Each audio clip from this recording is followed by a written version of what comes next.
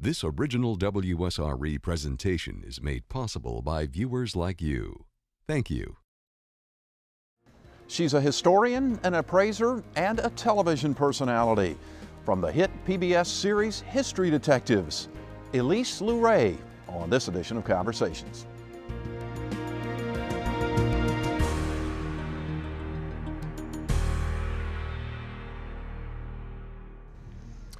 Our broadcast is originating from one of our nation's national treasures, the National Museum of Naval Aviation on board Naval Air Station, Pensacola, Florida. Our guest is a historian, an appraiser, and a popular television personality. No doubt you've seen her on the PBS series History Detectives. Well, maybe you've also seen her on Nate Berkus' Antiques Roadshow, the HGTV shows. She's all over the place. She's Elyse Luray. Thanks for joining us. Thanks for having me. What brings you to the National Museum of Naval Aviation? Well, we're doing a story on the drones, the history of drones in our nation, and you happen to have, or they happen to have here, a TDR-1. So it was actually hanging in the ceilings, and they were nice enough to take it down today so that we can shoot it. And it's one of the first drone planes that ever saw combat, and we're doing a story on that. For History Detectives? For History Detectives. How did you find out about this? Well, we found out for our show, everyone submits things to us, and a person that lives in Texas found this propeller in Illinois many, many years ago, and he always thought that it was naval and that it might have been part of the drone program. So we were doing our research. This is actually my second time at this museum. I've been here before. I mean, you can just see by looking around you that there's so much history here. So that's why we're back. How did you get involved in this sort of work? Well, it's been a long journey, but I was an art history major in college. And right from college, I went to Christie's, which is an auction house in New York. I was there for 11 years. I ran the popular arts department, which is really memorabilia. I sold people's underwear or anything personally collected them. The ruby slippers, Marilyn Monroe's dress, Babe Ruth's baseball, you know, things like that. But then because of the love in America for entertainers, there's also a love for history, and there is value in historical objects. So from really learning about Hollywood memorabilia and sports memorabilia, which is true to our nation as history, I started parlaying it into other parts of history, and history, so to speak, that's really the big H. And I was an appraiser on the Antiques Roadshow, and History Detectives came to me and said, we're looking for appraisers to come do this show. And myself and Wes Callan went on to History Detectives, and that was actually 9 years ago. Wow. And you know, it is similar to the Antiques Roadshow in the sense that we give you some information about the object. The difference, and they're both important, I truly believe they're both very important, is Antiques Roadshow tells you the monetary value. And of course, everybody wants to know what's it worth. I mean, you need to know what it's worth. But I think what we do in History Detectives is we show you the process of trying to figure out what it's worth. Is it, you know, can we connect it to other parts of history, because that adds to its value. And as an appraiser, when you're going to appraise something, you need to do research, because the more research you do and the more information you have, the more valuable the object becomes. When somebody gives you a lead on an object, what is the process for the show? Well, the process really from the very beginning is you kind of sit down and you say, okay, first of all, is it real? Because if someone's giving me, you know, a document and they're saying that it's from the 1900s and it's written in a ballpoint pen, I know it's not real, and it's not happening. There's no reason to even do the research. So the first thing we really do is we sit down and we look at the object. What can we tell from them? Is it period to what they're saying? What are the facts? And we write down all the facts. You know, what does the person know about it? Where does he say it's coming from? We look at the material. Are there maker's marks? From there, literally, and I hate saying this, but it's the truth, we go to the internet. And I hate saying it because I don't want people to think, especially our children, and I have young children, that Google is research. But it is a great place to start. It gives you some leads, it tells you where some primary sources are, it tells you who some experts are, and that's where we go. And we turn to the experts, whether they're in an archive, they're in a library, librarians, archivists, historians, experts, and I laugh because I say, there is an expert for everything. It doesn't matter how weird and small the topic can be, there's an expert for it. So, how do you check the legitimacy of the expert, though? Well, you know, I mean, are they published? Do they work for a university? What's their resume? Right. It's pretty easy. You know, once you start on anything, you start calling people, they'll suggest somebody else. Somebody's name keeps coming up. 3 people suggest that I call you. And, you know, and I find with any object, any community, in the collecting world, there is this sub-community of people that just love to share knowledge. So, you know, it's pretty easy to get around and that part of it. There are a lot of television programs that are kind of focusing on antiques, and, you know, you see the shows like Pawn Stars, people trying to figure out how much things are worth. What's our fascination with that? Well, I think it's emotional, it's nostalgic, and it's also monetary. And when you put the two together, people want to know. I mean, everyone wants to know in their, you know, their grandmother's trunk upstairs with all their stuff, you know, what's it worth? And you have that emotional tie to it. I mean, from an auction point of view, when I'm selling something that's, you know, Babe Ruth baseball, well, why do we care now? Because somebody loves the Yankees. They love the history of baseball so much that they're willing to pay that much more for it. So you have to have that emotional attachment to it. And I think that's why people care. Going back to your time at Christie's, now you were instrumental with Judy Garland's shoes. I was. Well, Judy Garland, there were 7 ruby slippers that were made for The Wizard of Oz. There's never, if anyone ever tells you that they have the prop, they're lying, because there's always more than one prop. And Christie's had sold it before I had gotten there for a large amount of money. We resold it again for over $600,000 when I worked there. And then recently they've been resold again for over $1 million. So, you know, it's probably one of the most iconic props in America. And as I said to you before, I really believe that entertainment is a strong part of American history. I mean, you know, the business in itself really made us become a worldwide, recognizable, strong force in that history. So it's an important part of our country and the history of our country is entertainment, movies, television, the development of stars, how we marketed them. And it goes all the way back to Buffalo Bill and Annie Oakley. I mean, before television, we had these people redoing Wild West shows, and you know, and then we had Indians coming in. You had Sitting Bull. I mean, you know, instead of fighting at the Battle of Little Bighorn, now he's going around to shows and promoting himself. They went over to England. They were very popular in Germany. So even before movies, we still had these American stars that represented our history. Well, how do you tell if you have something that may be worth something of significance? For example, if it's a picture of Marilyn Monroe or something from baseball, how do you differentiate between this is something really good and this is, it's not that big a deal? Well, I think the best way to differentiate is it one of a kind? I mean, certainly everything has value. It's just a matter of what everybody's willing to pay for it. But I always say, stay away from limited editions, because if you and I go into the store and we both buy the same thing and there's, you know, 2,000 of them, when we walk out of the store, if somebody else wants to buy it, they still have a really good shot of getting it. So usually your price goes down over time. But one-of-a-kind pieces that are not out in the market, that are rare and unique, and they're in good condition. Condition is key in any category what you're collecting. It doesn't have to be memorabilia. I mean, you can be collecting pottery or furniture or quilts. Condition is key. It's got to be in good condition. You know, you don't want something that's been completely repaired or isn't real anymore because there's been so much done to it. So condition is important, rarity is important, and then how does it fit in our history? In the entertainment world, who is at the top? Marilyn Monroe is probably the most collectible. I would say Elvis Presley brings a lot. James Dean brings a lot. You know, the dead ones, unfortunately. Right. Don't have to be dead, but it's the iconics. I mean, in any category. You know, the icons, the people that really made a difference are the most collectible. But Marilyn and Elvis are probably the two that command the biggest prices. What about sports? Sports, the Yankees, that run in the 20s and the 30s, by far, no comparison. Even if you hate, I mean, I happen to be a Yankee fan, full disclosure, and I just had this conversation on the plane yesterday to a Red Sox fan, and I said to him, you can't dispute the history of the Yankees. You just can't. I mean, and the history of barnstorming and the importance, you know, of the World War II, you know, coming in and they saying you still need to have baseball. I mean, it was our national pastime for a really, really long time. It was an escape. It was an escape. And remember, you know, in that time period of that dynasty with Mickey Mantle, I mean, not Mickey Mantle, that was much later, but with DiMaggio and Gehrig and Ruth, there was no television. Yeah. I mean, this was like, these were our heroes. It was much harder to get that information, you know, to see them.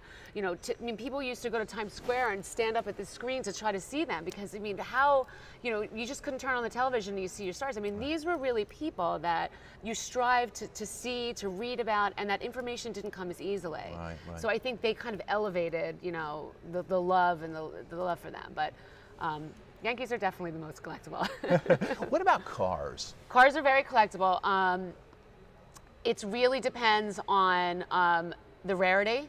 You know, it's an interesting thing when you collect cars because cars can be reassembled, and a lot of times we talk about restoration. You don't want restoration when you're buying something that's really, really high end. But if you take, let's say, an old Woody, you know, those great station wagons, and you fix it with all its original parts, it's worth a lot of money. Right. So you can actually go back and restore a car with all its original parts and make it worth a lot, you know, a lot more money.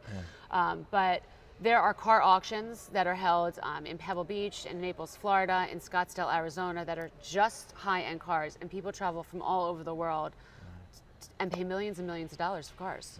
Yeah. What about toys? Toys? Well, I'm an auctioneer for Bertoya Toy Auctions. We've just successfully, actually, on Friday of this week, I'm going to sell one of the collections that they've been selling for a long time, which is the Kaufman collection. He used to own K&B Toys. Okay. I think we're up to about 7 or 8 million already for his collection. Wow. So vintage toys have an incredible collectability.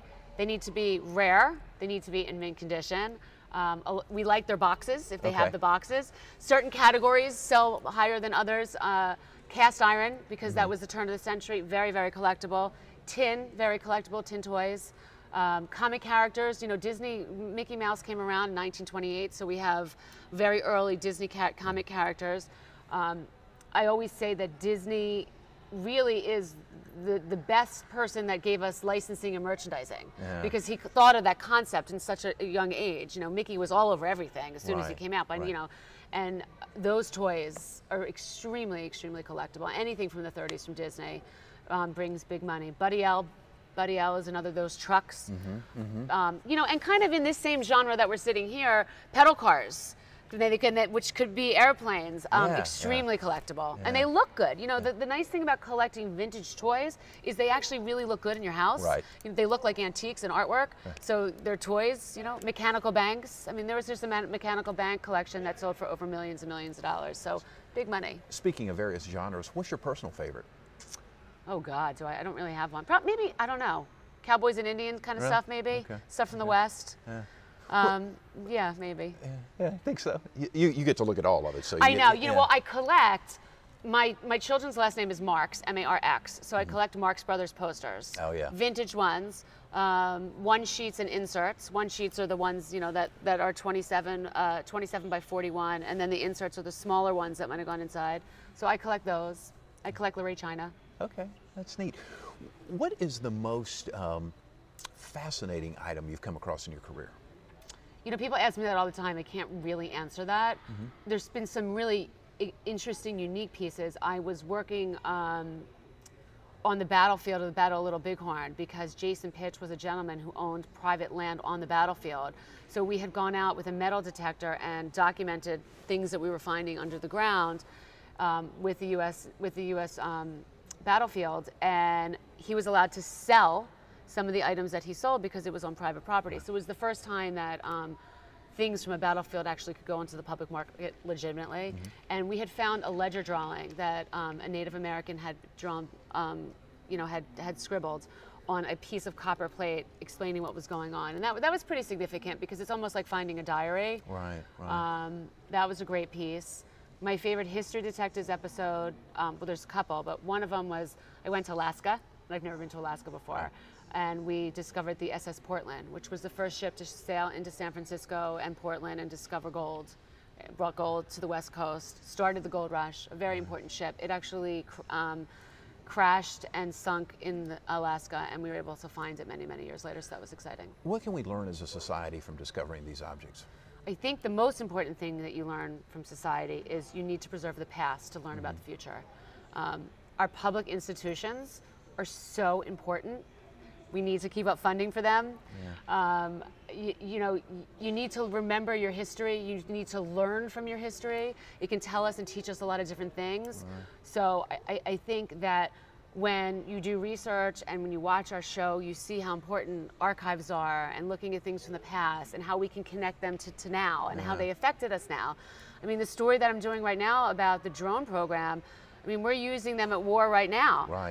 And to think that that was started in World War II, and there was opposition to it because some of the people were thinking about a remote control plane. I mean, there was televisions that were being used. People didn't have televisions yet. Well, they weren't out in the public yet. You know, you didn't have, in 1942, you didn't go into someone's home and there was a television. So some of the Navy was apprehensive about using televisions to guide a plane. And now it's like, it's a video game in your house. You know, you don't even think about it. So it's just amazing how much you can learn from it. Yeah, it's fascinating. If you were talking to an elementary student and they go, "Oh, I got to go to history class today," what would you tell them? Have fun, enjoy it. It can be fun. I mean, I'm in elementary school, so I mean, I have an elementary school student. My son is in 3rd grade. But I'm in the school systems all the time teaching them the fun things. And I say to them, keep your eyes open. Be curious, George. And, you know, you never know what you can learn. And learning can be fun, and history can be fun. And you will always remember it. It comes back to you.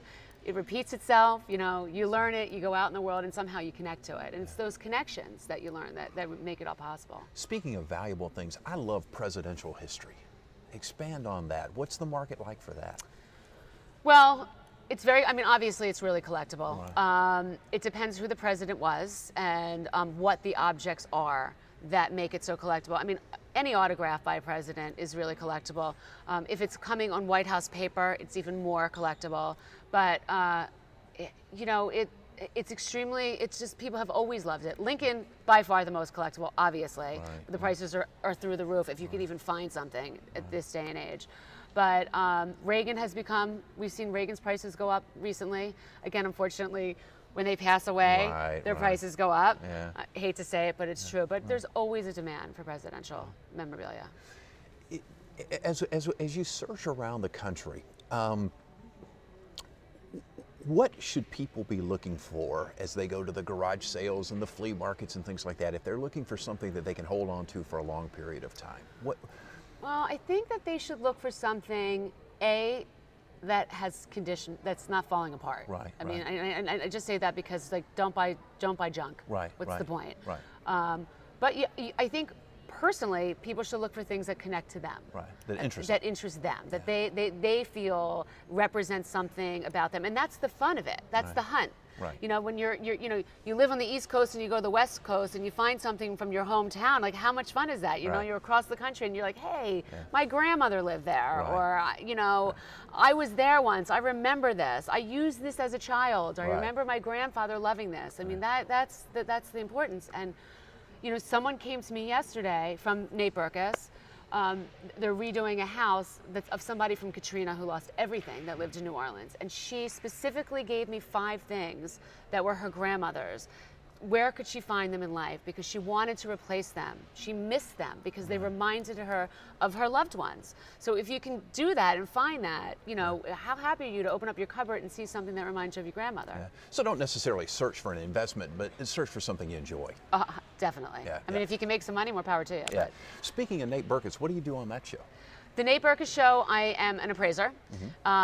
He sends me either sometimes to flea markets with people to see what they bought. We have contests, or people come in and I go through garages, I go through attics.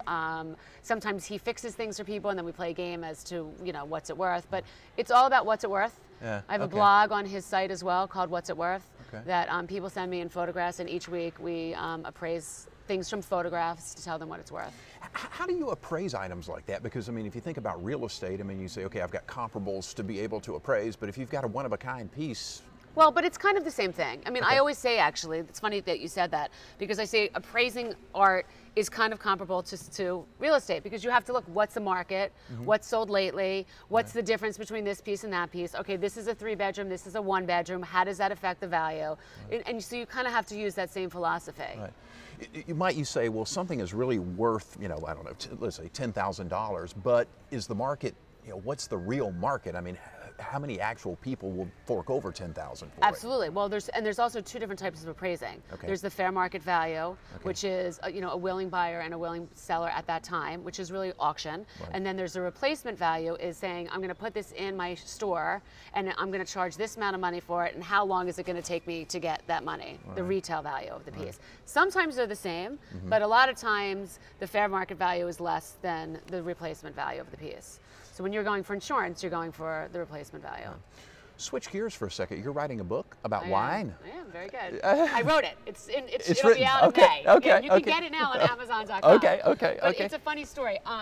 When I left Christie's, Zacky's wine auctions, where they were partners, and the laws changed. So when the laws changed, they needed another auctioneer, and I became their third auctioneer because they had just left Christie's, the whole department.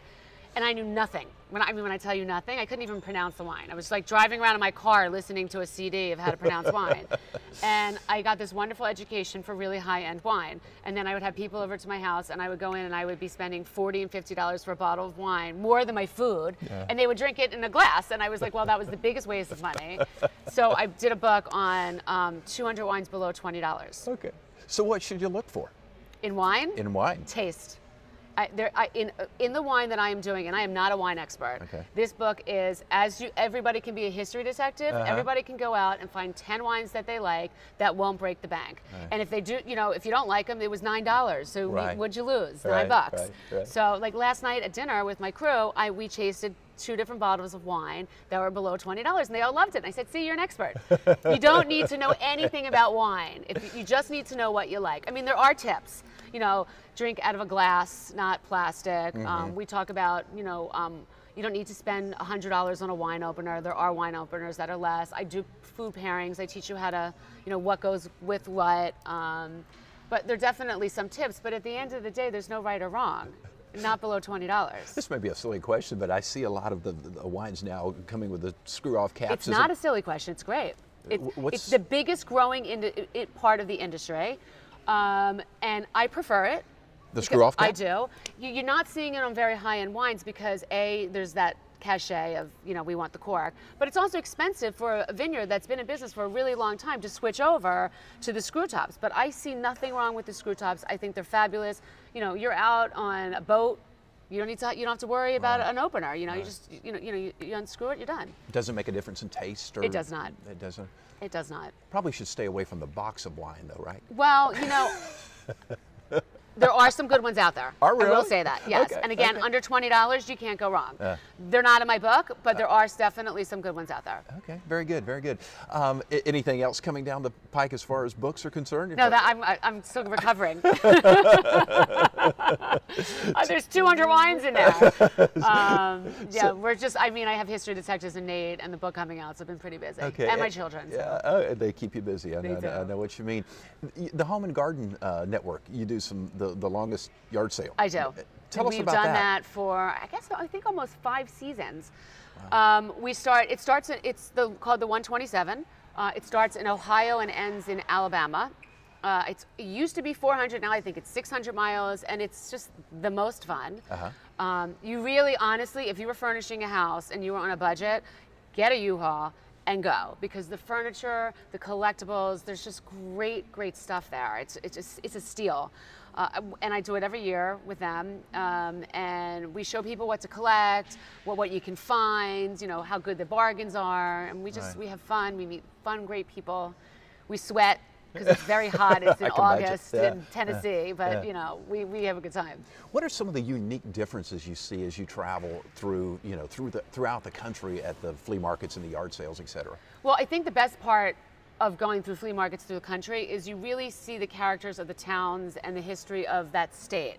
So I just went to Round Top, Texas, very big antique show, a couple times a year, and there's a lot of Texas memorabilia, a lot of, and I think that's great because you start to get an appreciation for that land and that history, and Texas truly has a great amount of history for our country, but it becomes very collectible and local. And then you go up to New England to, let's say, Brimfield, which is another really big antique show that happens 3 times a year in the summer, and you see more New England, you know, more boating antiques than you would if you were in Texas. So there's a really definitely a local difference as to what antiques you can find where, and it has to do with, you know, agriculture, businesses, history. So you find different things in different parts of the country. One thing I have failed to ask you about when you say antiques, immediately furniture comes to mind. Yeah. Your thoughts on that? Is that a good collectible item? Absolutely, 100%.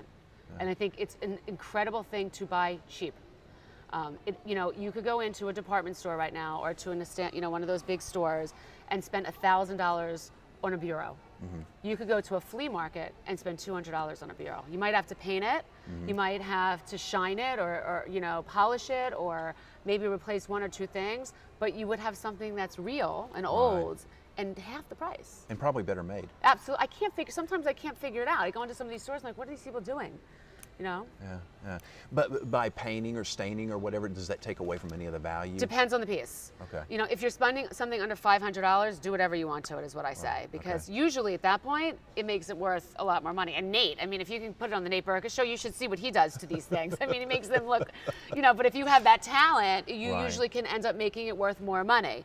If you're spending, you know, $600, $700, $800 or more on a piece, usually you want its original parts. You want it to, you know, you don't want to change it too much. So it depends on the value. Well, maybe you take it to somebody who does it, right? But I think, hands down, you know, with a little TLC, it's a great investment.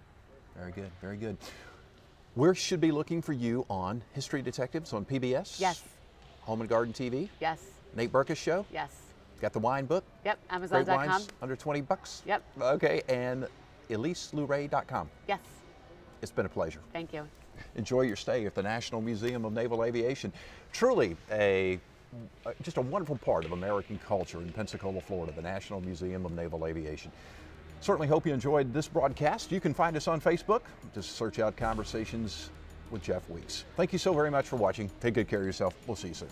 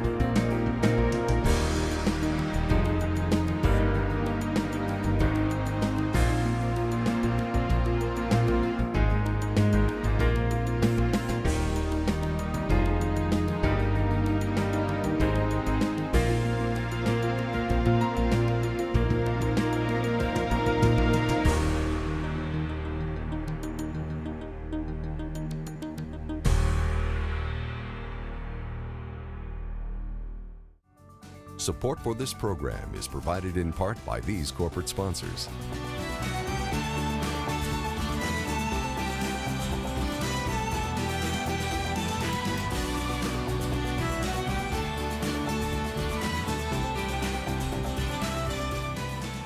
And by viewers like you. I'm Jeff Weeks, and I love to talk, but I find I learn a lot more when I listen. I hope you'll listen in on the next Conversations. We talk with engaging personalities from all walks of life. Sports, business, politics, science, entertainment, literature, you name it. Some are names you know, others are ones you'll be glad to get to know. No talking points or agenda-driven tirades. It's real conversation that matters. Conversations with Jeff Weeks, Thursday at 7:30 and Friday at 9.